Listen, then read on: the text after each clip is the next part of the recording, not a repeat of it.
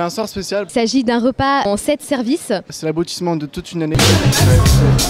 Et aujourd'hui, ça se concrétise vraiment. C'est la première fois que je travaille avec des designers et des céramistes. Des plats tournant autour du thème du thé. Le premier projet qu'on peut tenir en main, c'est assez satisfaisant. Ensuite, à côté de chaque, sur chaque pigeon, tu mets la cuisson. Ouais. Ah ouais. Alors là, je manchonne les cuisses de pigeon pour les rendre plus présentables.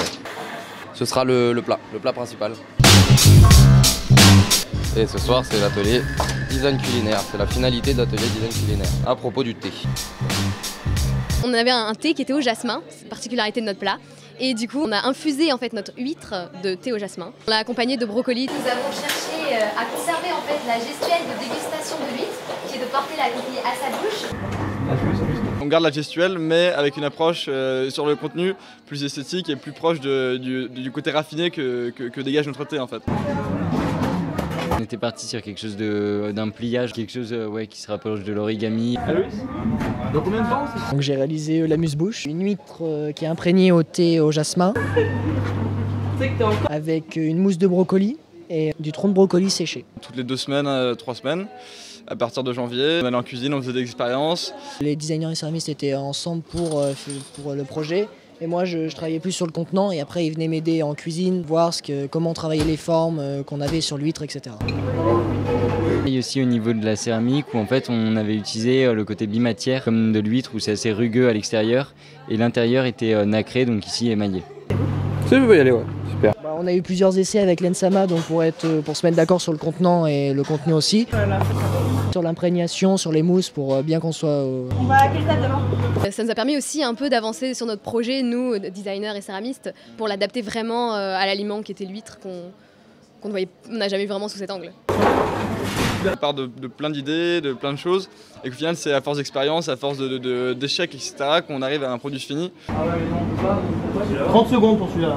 Et là aujourd'hui c'est la finalisation du projet, donc on est tous contents.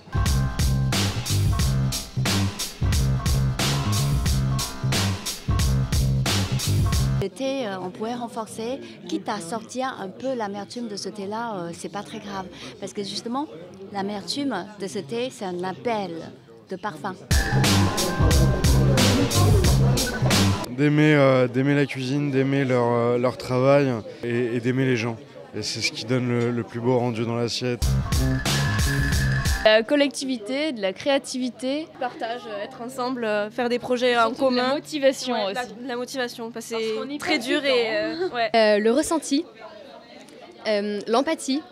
Bon après aussi, il faut le dire, voilà, c'est aussi quand même aussi de l'esthétique, surtout dans le domaine culinaire. Multidisciplinaire, créativité. Celui-là est un peu facile. Et un dernier, le plaisir. La qualité de la prestation est à la hauteur de leur investissement et j'avoue que je suis très très fière. Nous avons pu partir à Rome présenter notre démarche. J'ai appris qu'il y avait d'autres conventions qui avaient été signées, donc notre démarche va être exportée. On peut s'en réjouir.